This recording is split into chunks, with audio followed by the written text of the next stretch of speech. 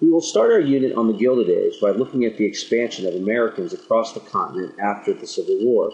Spurred by railroads, technology, and the desire for a new life, Americans flooded across the Mississippi River in the second half of the 19th century. There were cowboys and Indians, but not in the way Hollywood remembers them. And by the turn of the century, Americans had spread across the continent, fully realizing the country's manifest destiny. The Gilded Age is the time in American history between the end of Reconstruction in 1877 and the start of the Progressive Era at the beginning of the 20th century. It's an era marked by increased wealth for industrialists, many immigrants from Europe coming into the United States, a massive movement of Americans from the country to the city, the completion of westward expansion, and discrimination against African Americans. Many of the problems that pop up during this time period will be addressed in the Progressive Era. In covering the Gilded Age, we will consider westward expansion, massive immigration into the United States during the 19th century, the movement of people to cities, and the triumph of industrialization over agriculture. When we look at America after the war, the South was destroyed from 4 years of brutal fighting and was the poorest part of the country. The Midwest and the North were in a position of strength as a result of their industrial economy, and the West offered hope for many as individuals and their families sought new opportunities after the war and Reconstruction. Railroads played a primary role in westward expansion and in uniting the country north, south, east, and west. Since the government did not have the capital required to build railroads, it gave away 170 million acres of land to railroad companies between the years 1850 and 1871. In return for this land, the companies agreed to build a Transcontinental Railroad across the country. Railroad companies made a fortune by selling land around the newly built railroad tracks to settlers in the United States and in Europe who were looking for new opportunities and dreamed of owning their own land and acquiring wealth. The first Transcontinental Railroad was built in 1869. Let's make sure we understand transcontinental meaning across the country. The railroad was primarily built by Irish immigrants in the east, Chinese immigrants in the west, and Civil War veterans provided another source of labor for this massive construction project. The map shows the limited reach of American railroads near 1850. Notice the few lines in the south and in the west. When we look at the map in 1890, we see a country linked by railroads. These rail lines brought people to all parts of the country. When we consider the impact of the railroad on the United States, first, it made it easier and faster to get people to other parts of the country. This led more and more people to spread into the West in the second half of the 19th century. The railroad also linked America economically. It was now possible to get raw materials and foodstuff into the East and to get finished products from Eastern factories into the South and West. America was becoming more and more connected. Another way to encourage people to expand west was the Homestead Act. Passed during the Civil War in 1862, it gave those willing to go west up to 160 acres of land west of the Mississippi River for a small fee. These people, known as homesteaders, had to farm the land and improve it for a period of 5 years. This gave people incentive to go west. Women and former slaves went, and many Southerners used the Homestead Act as a way to restart their lives after the Civil War. Problems with the Homestead Act included the fact that railroad companies were given the best land. They were also given a lot of land. Also, homesteaders quickly realized that life on the prairie and the Great Plains was not easy. Issues facing settlers were many as they fanned out across the Great Plains.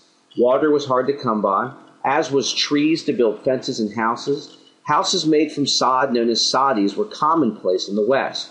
You can see examples of these structures here. They are houses made from thick prairie grass. There were few people in these areas, so it was difficult to grow large amounts of crops. And if this were not enough, settlers faced droughts, floods, prairie fires, locust plagues, as well as Native Americans who were not happy to have new Americans on their land. It was a tough existence on the Great Plains, and many homesteaders abandoned their land. If you've never seen a locust or what a swarm of them looks like, I've provided some examples here. Locusts swarm and can strip fields and crops and were common in the West until the late 19th century. And this is one of those issues that Western settlers had to deal with. Technology would play a big role in resolving some of these problems. Railroads brought materials to the West, improving the quality of life for settlers. Deeper wells provided water for homesteaders. Barbed wire allowed settlers to fence in their property and protect their land from herds of cattle. Cyrus McCormick's mechanical reaper made it much faster to harvest crops. A new steel plow allowed farmers to cultivate tougher land. This paired with Cyrus McCormick's mechanical reaper made it easier for homesteaders to farm this land. Steel windmills made it easier to access deeper groundwater. This combination of farming technology and railroads opened up new land in the West and made farming much more prosperous. But unfortunately for many farmers, they were forced to take on a significant amount of debt in order to get this technology. The beef industry was a boom industry in the United States after the Civil War. Midwestern cities like Chicago, Cincinnati, and St. Louis became the center of the meat industry in the United States. There was a need to get cattle from west to east. In order to get these cattle to market, long cattle drives were required across the open range in the West. And this is where cowboys enter our story. No, not him. These guys. These cowboys led long cattle drives over hundreds of miles of territory. This involved long days outside, herding cattle on a journey that could last up to 3 months. As railroads expanded, the demand for cowboys decreased. Conflict between Native Americans and Americans was always the result of land ownership, starting with violence between the Jamestown settlers and the Powhatan Confederacy and New Englanders and the Pequot tribe, to the forced removal of the Cherokee by the government. In the 19th century, this relationship between the two cultures was violent. The U.S. government continually limited Native American lands throughout the 19th century. The government proclaimed that the entire Great Plains area was for Native Americans in 1834. In 1838, they removed the Cherokees and the Trail of Tears. In the 1850s, the government established reservations for Native tribes. The government wanted Native Americans to assimilate into American culture, giving up their beliefs and becoming American. There were Cherokee in Georgia who owned slaves. They wanted Native Americans to dress like Americans and act like Americans. They put Christian churches on reservations to make them change their religious views, and they even took children from Native Americans and sent them to boarding schools to learn a new culture and forget the old one. The children on the right were part of one of these schools. For North Americans on the Great Plains, the buffalo was what they depended on. They used all parts of the animal. From the hide, they made clothing, blankets, teepees. The animal provided fuel and food. Many tribes were nomadic and followed the herds of buffalo that were many early in the 19th century. Settlers targeted buffalo for food, to sell the fur, also for sport.